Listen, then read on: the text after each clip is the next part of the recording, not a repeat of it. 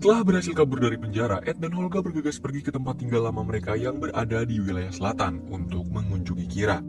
Akan tetapi, sesampainya di sana, mereka tidak mendapati Kira dan justru mendapat kabar bahwa Forge telah dinobatkan sebagai seorang raja. Usut punya usut, raja yang sebelumnya memimpin secara tiba-tiba tak sadarkan diri secara misterius. Tidak mau berlama-lama lagi, Ed dan Holga langsung mengunjungi kerajaan, lalu bertemu dengan Kira yang kini sudah tumbuh menjadi wanita remaja. Namun anehnya, kedatangan Ed tidaklah disambut terlalu baik oleh Kira. Ia justru berlari ke arah Holga, lalu memeluknya. Kemudian, Kira mengajak mereka menemui Forge yang selama ini telah merawat, mengasuh, dan membesarkan Kira dengan penuh kasih sayang. Bahkan, Kira sudah menganggapnya sebagai pamannya sendiri. Oh, old friend. Betapa terkejutnya Ed dan Holga ketika ia melihat Forge telah berhasil menjadi raja padahal bukan keturunannya. Ditambah sosok Sofina yang Forge jadikan sebagai penasihat pribadinya. Nah, hal tersebut membuat Ed dan Holga sangat kaget, mengingat Sofina adalah penyihir yang dulu membuat mereka berdua tertangkap. Rupa-rupanya Forge dan Sofina sudah lama merencanakan semua ini. Mulai dari aksi pencurian mereka ke gudang kelompok Harpers, sampai keberhasilannya mencuri tahta milik raja. Tapi dari semua cerita itu, fakta yang paling menyakitkan bagi Ed adalah selama ia mendekam di penjara, Forge berhasil menghasut Kira dan menceritakan hal-hal buruk mengenai Ed kepadanya. Forge juga mengatakan kalau Ed tidak pernah peduli dengan Kira karena dia hanya mementingkan kekayaan. Kebohongan Forge menjadi semakin kuat tatkala Kira mengingat saat dirinya tak diajak mengikuti aksi pencurian di gudang kelompok Harpers. Padahal maksud dan tujuan Ed saat itu untuk membuat kejutan kepada Kira setelah ia berhasil menghidupkan kembali mendiang istrinya menggunakan tablet kebangkitan. Sure, no, wait. Kemudian Ed meminta balik tablet kebangkitan untuk membuktikan kepada Kira bahwa semua yang ia lakukan adalah untuknya. Namun Forge menolak dan memerintah Sofina bersama para pengawal untuk menghabisi nyawa Ed dan Holga agar tidak lagi menjadi pengganggu bagi dirinya. Sesaat sebelum dipenggal, Holga berhasil menghajar para pengawal dan menghabisi mereka satu persatu dengan tangan terikat. Sementara Ed, dia hanya duduk manis sambil menikmati pertarungan Holga.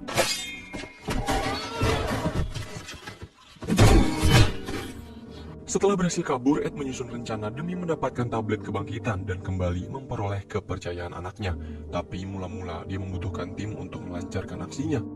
Orang pertama yang Ed dan Holga datangi adalah Simon, penyihir muda yang dulu pernah mengikutinya menjadi pencuri, dan juga menyimpan dendam pribadi pada Forge sebab ia hampir tertangkap.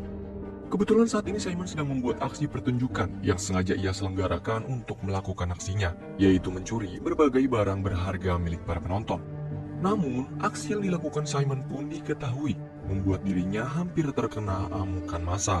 Beruntung ia masih berhasil lolos dan dibawa kabur oleh Ed dan Holga. Sorry like this. Di tengah perjalanan, Simon membeberkan kalau dulu Forge dan Sofina hampir mengakhiri hidupnya. Dan ia juga mengetahui jika agenda pencurian tersebut adalah untuk menjebak Ed dan Holga.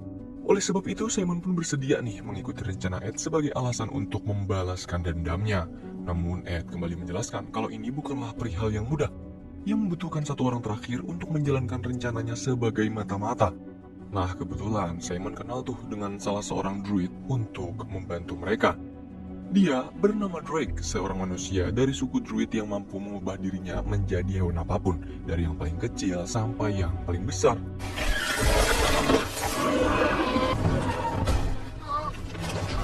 Dorik sendiri bersedia menjadi bagian dari tim Ed, sebab ia juga memiliki dendam yang sama kepada Forge.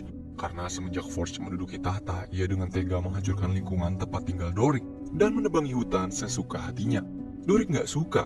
Dorik juga nggak terima kalau tempat tinggal yang sudah membesarkannya harus hancur di tangan Raja PA. Dan akhirnya tim yang terdiri dari Ed sebagai pembuat rencana, Holga sebagai petarung garis depan, Simon sebagai penyerang jarak jauh, dan Dorik sebagai pengintai pun terbentuk demi melengsarkan kekejaman Forge dan mendapatkan Kira. Di sisi lain, diam-diam Sofina didatangi gurunya, dan di sini semua akan terungkap jelas bahwa Sofina sendiri adalah seorang penyihir merah. Ia mendapat perintah dari sang guru untuk menghasut Forge dan memanfaatkan dia bersama kelompoknya untuk melakukan pencurian ke gudang kelompok Harpers demi mendapatkan kerang ajaib dengan alibi tablet kebangkitan. Kerang ajaib itu sendiri merupakan senjata yang mampu mengubah seseorang menjadi zombie agar mengikuti perintah penggunanya. Jadi dulu saat penyihir merah sedang melakukan ritual dan mengubah semua orang di kota menjadi zombie, para helpers berhasil menghentikan aksi mereka dan menangkap semua penyihir merah serta mengunci kerang ajaib di dalam gudang. Semenjak saat itu juga keberadaan penyihir merah terus diburu dan menjadi sebagai ancaman dunia. Nah, tujuan Sofina bersedia mengikuti Forge hingga saat ini meskipun ia muak dengan tingkahnya, karena Sofina dipercaya oleh guru untuk mengubah semua orang yang menghadiri sebuah pertandingan bernama Haisan yang sedang diadakan Forge. Haisan merupakan pertandingan yang sengaja diadakan oleh Forge setelah ia berhasil menjabat sebagai raja. Pertandingan ini memaksa setiap tim yang berisi 5 orang untuk menghadapi makhluk dan berbagai jebakan berbahaya serta mematikan. Untuk bisa memenangkan Haisan, mereka dipaksa untuk bisa melewati labirin dan menemukan jalan keluar.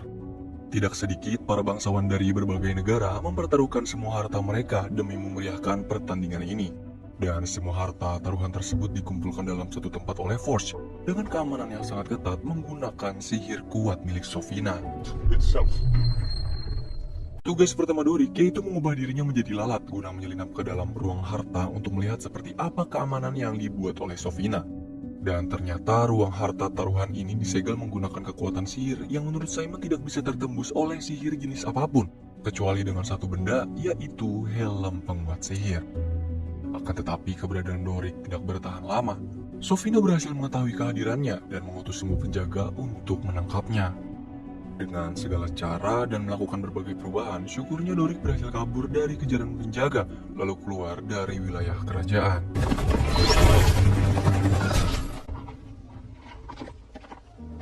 Simon yang hampir putus asa dengan kekuatan sihir milik Sofina, lalu memiliki ide untuk menggunakan helm penguat sihir. Dan sungguh kebetulan, helm tersebut pernah digunakan suku barbar yang merupakan suku Holga berasal untuk melakukan peperangan. Akan tetapi, Holga sendiri nggak tahu nih di mana helm itu saat ini. Jadi Ed pun berinisiatif akan pergi ke makam tempat para mayat pejuang perang dari suku barbar yang sudah gugur untuk mendapatkan informasi mengenai helm tersebut menggunakan sihir kebangkitan milik Simon. Sebelum sampai ke makam, Holga meminta restu dari teman-teman agar lebih dulu mengunjungi pria dari suku kurcaci yang pernah ia cintai. Akan tetapi sesampainya di sana, hati Holga menjadi tersayat-sayat setelah melihat pria itu sudah menikah dengan seorang wanita yang juga berasal dari suku barbar. Karena nggak mau berlama-lama di sana, akhirnya Holga memutuskan untuk meneruskan perjalanan dan membawa sebuah tongkat yang pernah ia berikan ke pria tersebut. Malam hari, setibanya mereka di wilayah pemakaman suku barbar, Simon kembali memberitahu Ed kalau sihir kebangkitannya ini bertahan sementara. Ed hanya bisa mengajukan 5 pertanyaan ke mayat, lalu mayat itu akan wafat kembali. Satu persatu dari setiap mayat mulai Ed tanyai perihal helm sihir. Dari semua mayat tersebut, Ed mendapat informasi yang merujuk jika helm sihir kini dipegang oleh Sheng, seorang penjelajah yang berhasil selamat dari tragedi penyihir merah.